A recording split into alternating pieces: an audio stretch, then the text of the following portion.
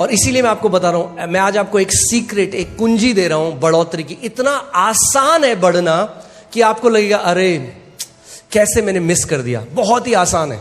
आप जानते हैं क्या है? वचन में चलते हैं। पहला कुरिन्थियों 3 उसकी 6वीं आयत देखिए। यहां पे पौलुस प्रेरित क्या कहते हैं? मैंने पौधा रोपा, अपोलोस ने उसे सींचा, पर किंतु परमेश्वर ने उसको बड़ा किया।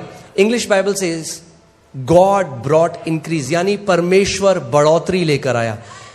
परमेश्वर सीधे बढ़ोतरी नहीं ला सकता आपके जीवन में। ध्यान से सुनिए मेरी बात को। कई लोग कहते हैं प्रभु बढ़ोतरी दे, प्रभु बढ़ोतरी दे। नहीं ला सकता बढ़ोतरी। अगर प्रभु को बढ़ोतरी लानी है तो किसी को पहले बोना पड़ेगा वचन, फिर किसी को उसको सींचना पड़ेगा, फिर बढ़ोतरी आएगी। बढ़ोतरी तीसरा स्तर है। पहला स्तर है बीज को बोना। क्या है पहला स्तर? बीज को बोना। दूसरा स्तर है उसको सींचना, उस पर पानी डालना। आप बेस्ट क्वालिटी का बीज ले आइए, आप कश्मीर जाइए, वहां से आप सबसे अच्छा बीज ले आइए सेब का। मगर अगर आपने बीज बो दिया और उसके बाद भूल गए तो क्या होगा? वो बीज कभी भी बढ़ नहीं सकता। और परमेश्वर का वचन हमें मरकुस 4 अध्याय में बताता है, यीशु मसीह ने कहा कि बोने वाला क्या बोता है? बीज। और बीज क्या है? परमेश्वर का वचन। सो पौलुस ने क्या बोया कुरिन्थियों के जीवन में? बीज बोया, यानी वचन बोया। यानी ध्यान से सुनिए, जब आप पहली बार किसी वचन को सुनते हैं तो वो वचन बोया जाता है, यानी प्लांट किया जाता है इंग्लिश बाइबल में, ठीक है। मगर जब आप उसको बार बार सुनते हैं तो वो सींचा जाता है, फिर बढ़ोतरी आती है। कितने मसीह ऐसे हैं उन्हें बार बार नई शिक्षा चाहिए मगर वो उसको सिंचाई नहीं होने देते अपने हृदय में। यानी अगर आपको बढ़ोतरी चाहिए, प्रार्थना से नहीं आएगी। पड़ोसी को बोलो, बढ़ोतरी प्रार्थना से नहीं आएगी। यही कई मसीह लोग नहीं समझते। कई लोग देख रहे हैं एक दूसरी तरफ, ये क्या सिखा रहे हैं? पास्टर ये आप सही नहीं बोल रहे हो। आई आपके जीवन में बढ़ोतरी, 30 साल से प्रार्थना कर रहे हो। ध्यान से सुनिए, मैं प्रार्थना करने वाला व्यक्ति हूं। हम लोग ऑल नाइट प्रेयर करते हैं, रोज घंटों अन्य भाषा में प्रार्थना बहुत जरूरी है, उसकी अपनी एक जगह है।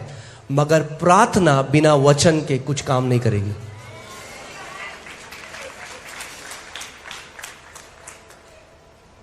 बोना वाला प्रार्थना बोने नहीं गया, बोने वाला क्या बोने गया? बीज। आप प्रार्थना के द्वारा आपने नया जन्म नहीं पाया। परमेश्वर का वचन कहता है, पहला पत्रस 1:23, तुमने परमेश्वर के अविनाशी वचन के बीज के द्वारा नया जन्म पाया है। आदि में क्या था? वचन था। प्रार्थना बाद में आई, पहले वचन था। पहले वचन आता है, फिर उस वचन के अनुसार आप प्रार्थना करते हैं। कितने लोगों को समझ में आ रही है मेरी बात? पहले प्रकाशन आता है, फिर प्रार्थना आती है।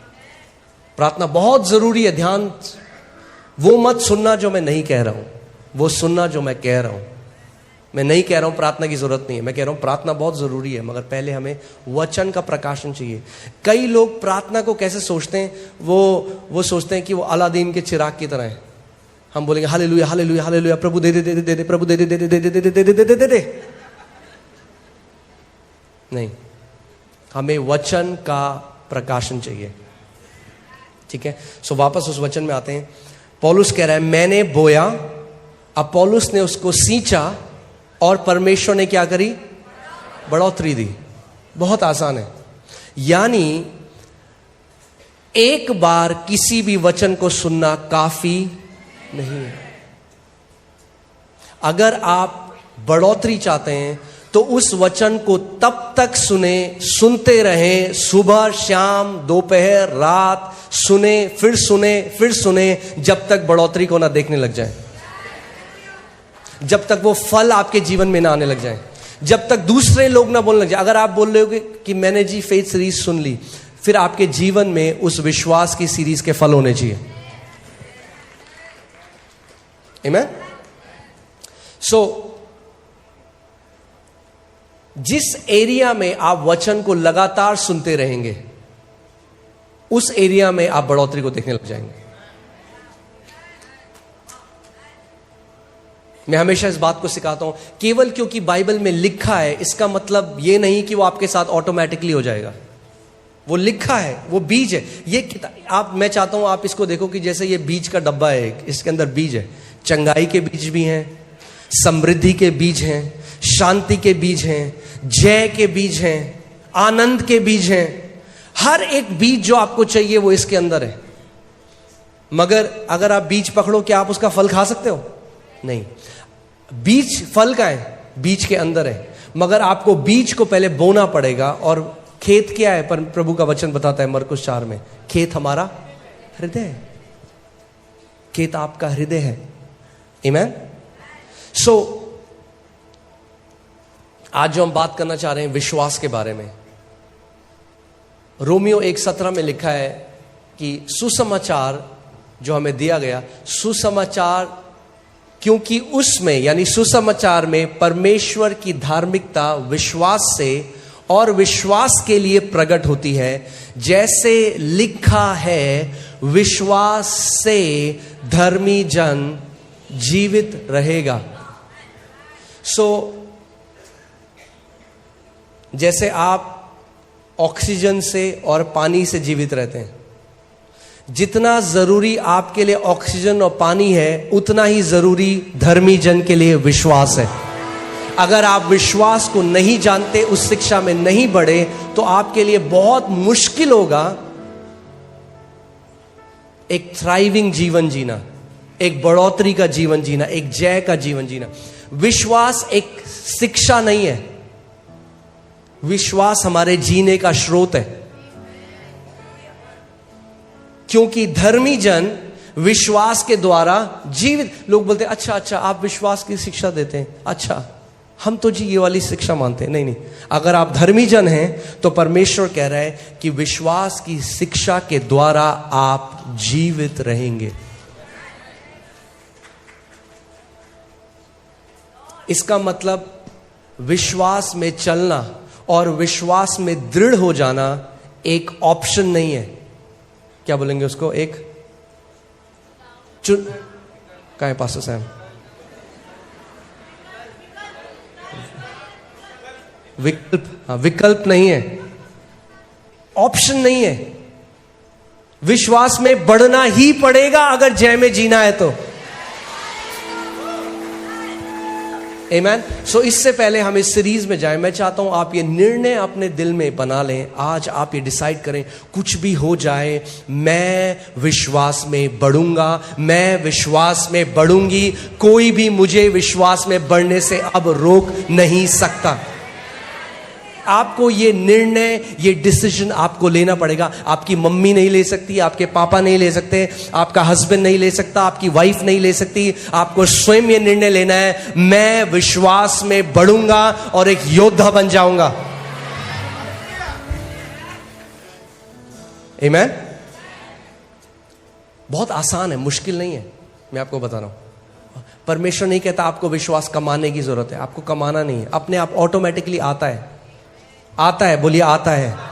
कैसे आता है? कैसे आता है? सुनने से। और वही मसीह लोग नहीं करते। सबसे मुश्किल है लोगों के लिए सुनना। इसीलिए शैतान डिस्ट्रैक्ट करता है। जब आप देखिए, इस कलीसिया को का अगुवा होने के नाते और इतने साल से मिनिस्ट्री में, और जब हम लोग बाहर भी जाते हैं, बहुत आसान है देखना कौन से ऐसे मसीह हैं जिनके जीवन में फल होंगे और नहीं होंगे। मैं यहां से देख सकता हूं आपका एटीट्यूड और बता सकता हूं आपका जीवन कैसा होगा मसीह में। जब वचन का प्रचार होता है तो मैं आपको बता सकता हूं, कुछ लोग हैं वो अपने फोन में डिस्ट्रैक्ट होंगे, कुछ लोग हैं बात कर रहे होंगे, मजाक कर रहे होंगे, और फिर बाद में पास्टर मुझे डिप्रेशन है। क्या बोलो आप उन लोगों को? क्योंकि जब वचन भेजा जा रहा था तो उन्होंने उस वचन को ग्रहण नहीं करा। उसका वचन कहता है, मैंने अपने वचन को भेजा और तुझे तेरी बीमारियों से चंगा किया है। मैंने अपने वचन को भेजा और तुझे नाश होने से बचाया है। मगर जब वचन भेजा जाता है तो कम मसीह हैं जो उस पर ध्यान धरकर उसे ग्रहण करते हैं। वचन किसके लिए भेजा जाता है? चेयर टेबल के लिए थोड़ा, आपके लिए भेजा जाता है। मगर जबरदस्ती नहीं करेगा परमेश्वर। अगर आप उसको ग्रहण नहीं करेंगे, वो टकराएगा और वापस आ जाएगा। याद है प्रभु यीशु मसीह ने अपने चेलों से कहा, जिस घर में तुम जाओ उस घर का कल्याण बोलना, अगर वो नहीं चाहते तो वापस तेरे पास आ जाएगा। सो विश्वास कैसे आता है? सुनने से आता है। और सुनना कैसे होता है? आप लगाइए रोमियो 10:17। अतः विश्वास सुनने से और सुनना मसीह के वचन से होता है। और इंग्लिश बाइबल में जो रूट वर्ड है, जो असली में, जो यूनानी भाषा में जब बाइबल लिखी गई, उसमें लिखा है विश्वास सुनते रहने से आता है, एक बार सुनने से नहीं आता। अगर आप विश्वास में चलना चाहते हैं, आपको लगातार मसीह का वचन सुनना पड़ेगा। लगातार। Faith comes by hearing, ING। वो एक लगातार चलने वाली प्रक्रिया है।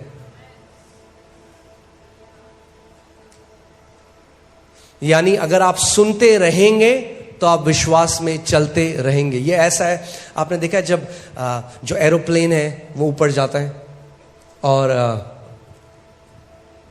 जब तक उसका इंजन ऑन है वो चलता रहेगा। जहां इंजन ऑफ किया पायलट ने, वो नीचे आने लग जाएगा। अगर आप चाहते हैं जिंदगी भर आप एक जयवंत जीवन जिए, जिंदगी भर आप एक विक्टोरियस, एक योद्धा की तरह जीवन जिए, तो आप ये नहीं कर सकते कि मैं केवल संडे को वचन सुनूंगा।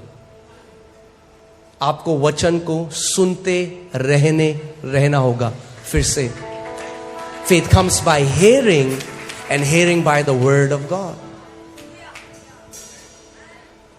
Faith doesn't come by having heard. हाँ जी, सन 57 में सुना था जी हमने ये वचन, नहीं।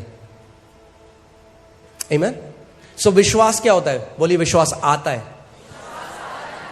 आता है तो आने दो उसे, रोक क्यों रहे हो? कैसे आता है? सुनने से आता है। सो मैं आपको बताना चाह रहा हूं, जो लोग विश्वास नहीं है जिनके अंदर, वो पता है कौन है? जिनके सुनने के कान नहीं है। सबसे बड़ी प्रॉब्लम, सबसे बड़ी दिक्कत परमेश्वर को जो है वो उन लोगों से है जिनके सुनने के कान नहीं है।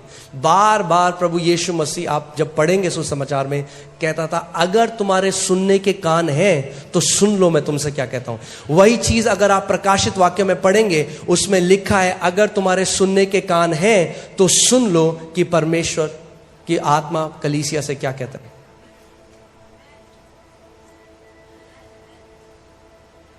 आमीन।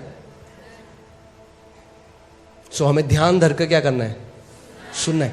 परमेश्वर का वचन इन कानों की बात नहीं कर रहा। अगर किसी के सुनने के कान है, सबके ये वाले कान है, मगर वो आपके हृदय के कान, वो आपके एक एटीट्यूड की बात कर रहा है, आपके एक स्वभाव की बात कर रहा है कि जब वचन का प्रचार होता है तो आपके अंदर हृदय का स्वभाव कैसा है उस प्रचार को लेकर। आमीन। मैं आपको एक वचन में ले चलता हूं। हालेलुया। मरकुस जब हम देखते हैं 4 उसकी 13वीं आयत, इसमें लिखा है, फिर उसने यानी प्रभु यीशु मसीह ने अपने चेलों से कहा, क्या तुम ये दृष्टांत नहीं समझते? सो हम देखते हैं कि प्रभु यीशु मसीह ने एक दृष्टांत को बताया, बीज बोने के दृष्टांत को, और उसने अपने चेलों को बोला कि एक बीज बोने वाला बीज बोने के लिए गया। और आप जानते हैं, जब मैं बॉर्न अगेन हुआ, जब मेरा नया जन्म हुआ, मैं चर्च में आने लगा, तो मैंने देखा कि ज्यादातर जो लोग हैं ना, वो वैसा ही जी रहे हैं जैसे पहले जी रहे थे। उनके जीवन में कोई बदलाव नहीं है। उनकी भाषा बदल गई, वो जय मसीह की बोलते हैं, वो हालेलुया बोलने लग गए, मगर जीवन में कोई जय नहीं है, कोई विक्ट्री नहीं है। आज भी डिप्रेशन में है, आज भी कई तो आज भी गालियां देते हैं, आज भी जीवन बिल्कुल वैसे ही है जैसे पहले था, कोई ट्रांसफॉर्मेशन नहीं है। चर्च आते हैं, गाने सीख गए, मसीह गाने गा सकते हैं, मगर जीवन में कोई ट्रांसफॉर्मेशन नहीं है। प्रभु आपके जीवन में ट्रांसफॉर्मेशन चाहता है, एक बदलाव चाहता है। आमीन। और मैंने प्रभु से पूछा, मैंने कहा प्रभु ये ऐसा क्यों है, क्यों इतने सारे मसीह लोग हैं, क्यों उनके जीवन में कोई बदलाव नहीं है? तो परमेश्वर मुझे इस दृष्टांत में ले गया और उसने कहा ये कारण है जो आज भी मेरी कलीसिया में इतने लोग जो हैं उनके जीवन में बदलाव नहीं है। और उसने एक दृष्टांत बताया, और दृष्टांत था, उसने कहा एक बीज बोने वाला बीज बोने के लिए गया, कुछ बीज सड़क के किनारे गिरे, कुछ बीज पथरीली भूमि पर गिरे, कुछ बीज झाड़ियों में गिरे और कुछ बीज अच्छी भूमि पर गिरे। ध्यान से सुनिए इस बात को, बीज एक सा था, सेम बीज, वही बीज, मगर अलग अलग प्रकार की भूमियों पे गिरा। और चेलों को समझ में नहीं आया, और जो भीड़ थी उनको भी समझ में नहीं आया। मगर ध्यान से सुनिए, चेले वापस पूछने के लिए आए कि इसका मतलब क्या था। भीड़ ने पूछा भी नहीं, क्यों? क्योंकि उन्हें मतलब ही नहीं था ये क्या बोल रहे हैं। क्योंकि उनको क्या चाहिए था? Pastor, pastor. आज मसीहों की हालत इसलिए है क्योंकि वो ले हैंड को ज्यादा ऑनर करते हैं, मगर परमेश्वर के वचन का ऑनर नहीं करते।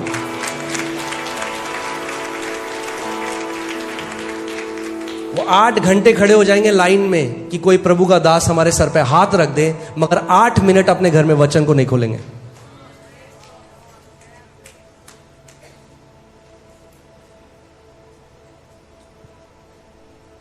गलत तो नहीं कह रहा? प्रभु यीशु मसीह ने कहा कि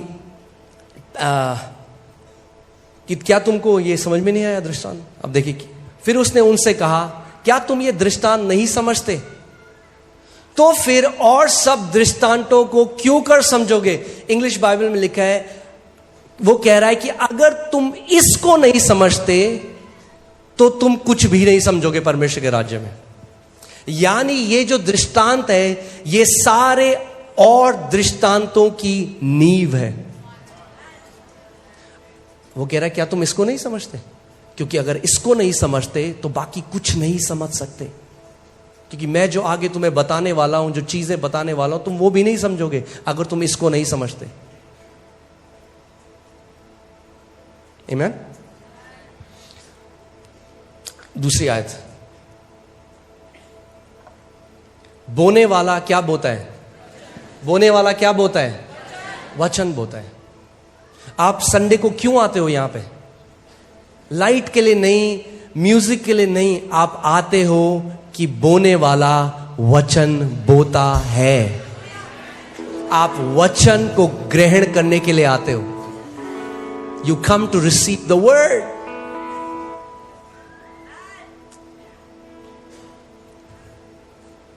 प्रभु यीशु मसीह कह रहे हैं बोने वाला क्या बोता है? वचन को बोता है। यानी ये दृष्टांत एक फिजिकल बीज के बारे में नहीं है, ये दृष्टांत किसके बारे में है? परमेश्वर के वचन के बारे में है। बोने वाला वचन बोता है। अगली आयत, जो मार्ग के किनारे के हैं, जो मार्ग के किनारे के हैं जहां वचन बोया जाता है, ये वे हैं कि जब उन्होंने सुना तो शैतान तुरंत आकर वचन को जो उनमें बोया गया था उठा ले जाता है। अब मैं चाहता हूं कि आप ध्यान धरकर सुने कि परमेश्वर का वचन क्या कह रहा है। शैतान तुरंत आकर, बोलिए तुरंत। पता है आपको शैतान तुरंत क्यों आता है? क्योंकि शैतान को ज्यादा विश्वास है परमेश्वर के वचन में। वो जानता है कि अगर परमेश्वर के वचन का ये बीज इनके अंदर चला गया तो ये मेरे हाथ से गए।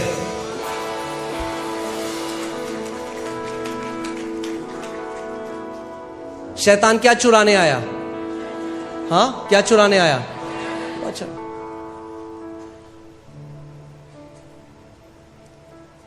यीशु मसीह ने कहा यूहन्ना 10:10 में कि शैतान चोरी करने, घात करने और नाश करने के लिए आया। मगर शैतान क्या चोरी करता है? वचन। क्योंकि वो जानता है अगर वो वचन चुरा लेगा आपके जीवन से तो वो सब कुछ बाकी चुरा सकता है, क्योंकि चंगाई वचन में है, प्रॉस्पेरिटी वचन में है, सब कुछ परमेश्वर के वचन में है।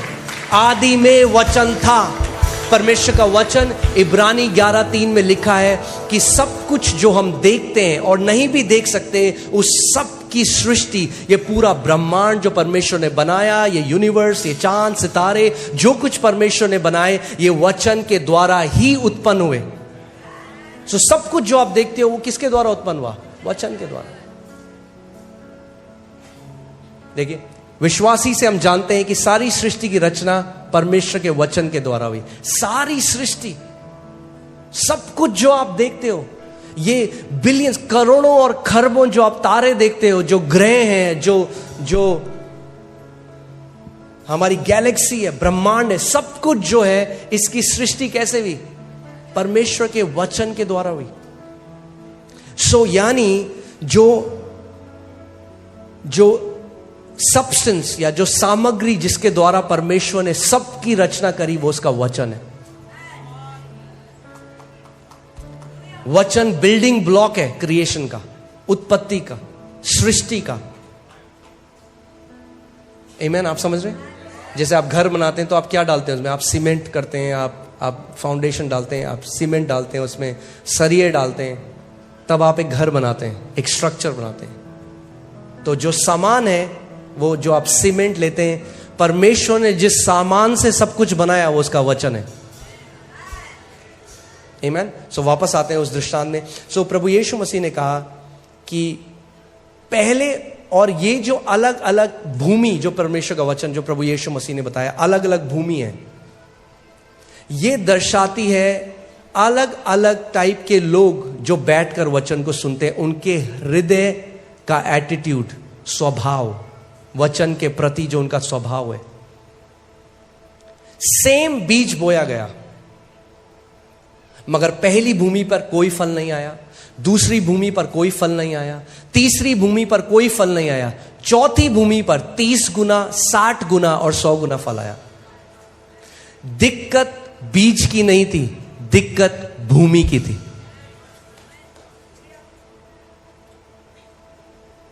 सो पहला टाइप का बीज जो है वो सड़क के किनारे गिरा, और मुझे कभी समझ में नहीं आया था ये। तो मैंने एक दिन परमेश्वर से पूछा, मैंने कहा प्रभु ये सड़क के किनारे क्या है? सड़क के किनारे कौन बोता है कुछ? और प्रभु ने मुझसे बोला कि सड़क के किनारे तुझे क्या दिखता है? और आज भी जब मैं आ रहा था तो मैं सड़क के किनारे देख रहा था। क्या दिखता है आपको सड़क के किनारे? आपको देखिएगा कूड़ा। सुबह जो झाड़ू मारता है सड़क के किनारे, सारे गुटखे के पैकेट, दूध की थैलियां, कुरकुरे के पैकेट, सारा जो कूड़ा है वो आपको सड़क के किनारे। सो ये पहले तरीके के लोग वो लोग हैं जो कलीसिया तो आते हैं, मगर जब वचन प्रचार होता है तो उसको कूड़ा समझते हैं। उनको कोई मतलब नहीं है वचन क्या बताया जा रहा है। वो एक आदत की तरह, या तो वो ईसाई हैं तो संडे को चर्च जाना है इसलिए आ रहे हैं, या दोस्त ले आया तो बैठना ही है इसलिए आ गए, या कई लोगों के अलग अलग कारण होते हैं जिसके लिए वो आते हैं, मगर वो वचन के लिए नहीं आते। आप जानते हैं परमेश्वर का वचन कहता है, जब यीशु ने जब ये दृष्टांत बोला तो वो रोया। इसके बाद वो रोया। वो रोता है क्योंकि आपके जीवन में बहुत कुछ करना चाहता है, मगर क्योंकि आपके हृदय का एटीट्यूड सही नहीं है, इसीलिए वो फल आपके जीवन में नहीं आते। परमेश्वर जबरदस्ती नहीं करेगा। सो पहले समय के लोग वो हैं जो जब वचन चल रहा है वो ध्यान नहीं दे रहे। और यही दृष्टांत जब लूका में लिखा गया तो उसने कहा कि ये वो लोग हैं जब वचन प्रचार होता है तो उन्हें समझ में नहीं आता। क्यों समझ में नहीं आता? क्योंकि वो समझना नहीं चाहते, उनका ध्यान कहीं और है। सो वो थाम कर नहीं रखते उसको। आप जानते हैं जब वचन प्रचार होगा, अगर आप सच में समझना चाहते हैं तो पवित्र आत्मा आपकी मदद करेगा उसे समझाने के लिए। अगर आप समझना नहीं चाहते, पवित्र आत्मा जबरदस्ती नहीं करेगा आपके साथ। और ये वो लोग हैं जो वचन उनके कान में तो पड़ता है और वो बीज अंदर भी जाता है, मगर तुरंत, बोलिए तुरंत शैतान आता है और वचन जो उनमें बोया गया था वो उठा ले जाता है। और वो ये रियलाइज नहीं करते कि यही उनके साथ अगले संडे भी होता है, यही उनके साथ फिर होता है। ऐसा करते करते 5 साल निकल जाते हैं, 10 साल निकल जाते हैं, और वो कहते हैं प्रभु ये बंदा तो फल रहा है, मेरे जीवन में फल क्यों नहीं आ रहा? और परमेश्वर कह रहा है मूर्ख, क्योंकि तू मेरे वचन का आदर नहीं करता।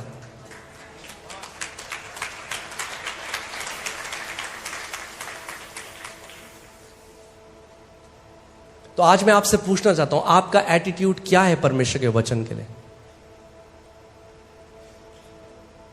मैं देखता हूं कुछ लोग जल्दी भी आते हैं, आखिरी की सीट में बैठते हैं। मुझे समझ में नहीं आता कैसे। जब मैं कलीसिया जाता था, मैं सबसे आगे बैठता था, जल्दी आकर। मुझे पता था आज प्रभु मेरे पास्टर के द्वारा मुझसे बात करेगा, और हर संडे प्रभु करता था, क्योंकि वो कहता है मैं तुम्हें अपने हृदय के अनुसार चरवाहे दूंगा।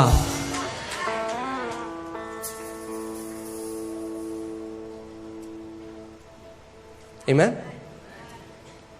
सो ये जो पहले श्रेणी के लोग हैं, मुझे नहीं पता आप में से कितने वो आज हैं। अगर आज हैं तो आपके लिए गुड न्यूज है, आप अपना स्वभाव बदल सकते हो, आप एक अच्छी भूमि बन सकते हो आज ही। इसीलिए मैं ये वचन आपको बता रहा हूं कि आप अपने हृदय के स्वभाव को बदल दें परमेश्वर के वचन के लिए। मैं जाता था एक जगह जहां प्रेयर होती है, उन्होंने मुझे बुलाया वचन प्रचार करने के लिए, और मैं वहां गया। और मैं जब वचन प्रचार कर रहा हूं, मैं देख रहा हूं सारे लोग बात कर रहे हैं, आपस में बात कर रहे हैं, हंस रहे हैं। मुझे बड़ा बुरा लगा, इसलिए नहीं कि मैं वचन प्रचार कर रहा था, इसीलिए कि मैंने देखा उस जगह में परमेश्वर के वचन का कोई आदर नहीं है। और जैसे ही मैंने आमीन बोला, सीधे आगे पास्टर जी हाथ रख दो पास्टर जी। मैंने कहा भाग यहां से, क्योंकि आप नहीं समझ रहे कि आप अपने जीवन के साथ क्या कर रहे हो। आप अपने आप को धोखा दे रहे हो, और अगर हम भी ऐसे ही करते रहे तो हम भी आपको धोखा दे रहे हैं। आपकी जिंदगी, यस, ले हैंड बहुत जरूरी है। परमेश्वर के दास जब आपके ऊपर हाथ रखते हैं तो इंपार्टेशन आता है, मगर किसी परमेश्वर के दास के ले हैंड से आप जिंदगी भर विक्ट्री में नहीं चल सकते। अगर आपको जय में चलना है तो वचन का आदर करने वाले लोग बनना पड़ेगा।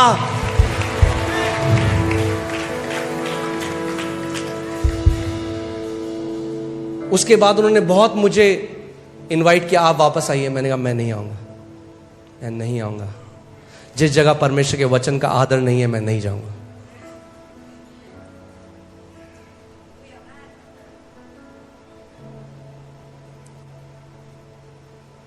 प्लीज परमेश्वर के हार्ट को समझिए, उसके हृदय को समझिए। वो आपके लिए बहुत कुछ करना चाहता है, मगर आप लिमिट कर देते हैं उसको जब आप उसके वचन का आदर नहीं करते।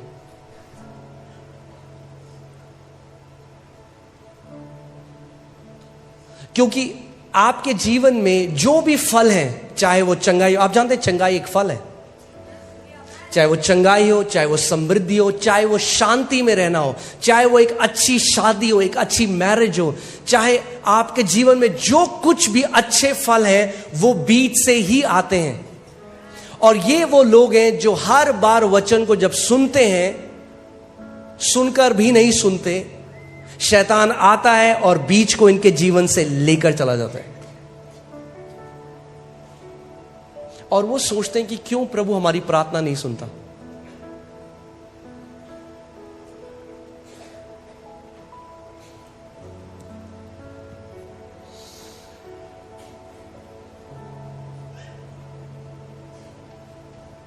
आप ये बताइए, अगर ये लोग चर्च 30 साल आए, 40 साल आए, क्या इनके जीवन में कोई फल आएंगे?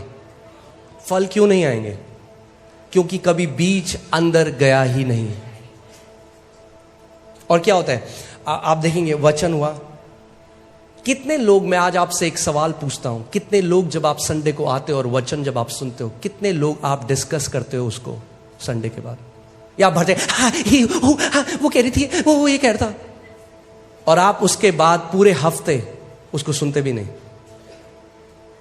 बुरा मत मानिए, मैं सच बोल रहा हूं आपसे आज। आप जीवन में कुछ ज्यादा बढ़ोतरी देखने वाले हो नहीं।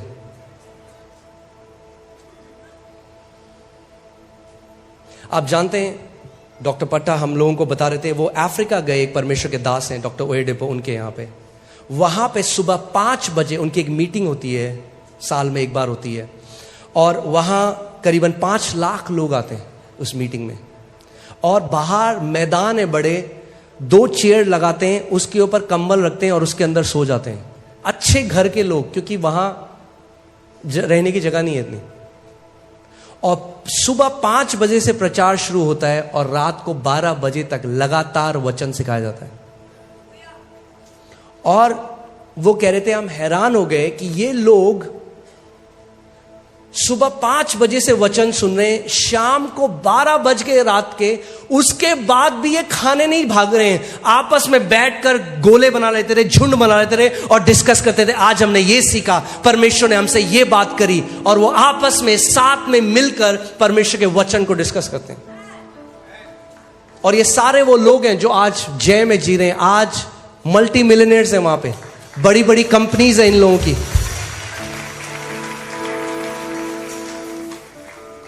क्यों? क्योंकि वो वचन का आदर कर रहे हैं।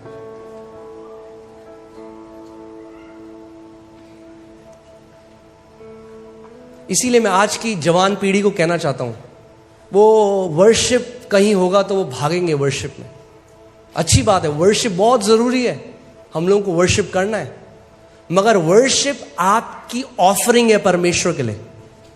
जो आप वर्शिप करते हो आप परमेश्वर को देते हो, मगर जब आप वर्शिप उसको देते हो तो वो अपना वचन आपकी तरफ भेजता है। अगर आप वचन को ग्रहण ही ना करो तो कैसे आप जय में जियोगे?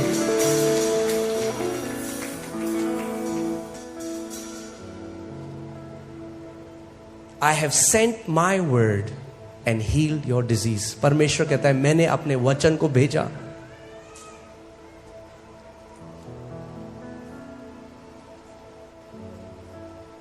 अभी रिसेंटली हमें एक कमेंट आया कि हम आपके चर्च में आते, मगर आपकी सर्विस बहुत लंबी होती है, आप बहुत लंबा प्रचार करते हो, इसलिए हम नहीं आएंगे। मैंने बहुत अच्छा, आपके लिए नहीं है ये चर्च। आप जाओ 3 घंटे की पिक्चर देखो। अगर पिक्चर हॉल में बैठ के 3 घंटे की पिक्चर देख सकते हो तो 3 घंटे वचन क्यों नहीं सुन सकते?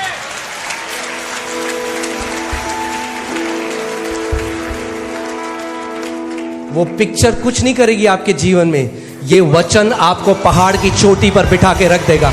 ये वचन आपको उस जगह ले जाएगा जहां आप अपनी काबिलियत से नहीं जा सकते। ये वचन एक नई किडनी आपके शरीर में डाल देगा। ये वचन आपको जय में चलने की सामर्थ देगा। जो कोई उसके वचन का आदर करते हैं, परमेश्वर उनका आदर करता है और उनको महान चोटियों पर बिठाता है। आमीन। और मैं चाहता हूं कि आज आप ये निर्णय लो, ये डिसीजन लो कि प्रभु कुछ भी हो जाए, मैं तेरे वचन को आदर करने वाला व्यक्ति आज से बनने वाला हूं।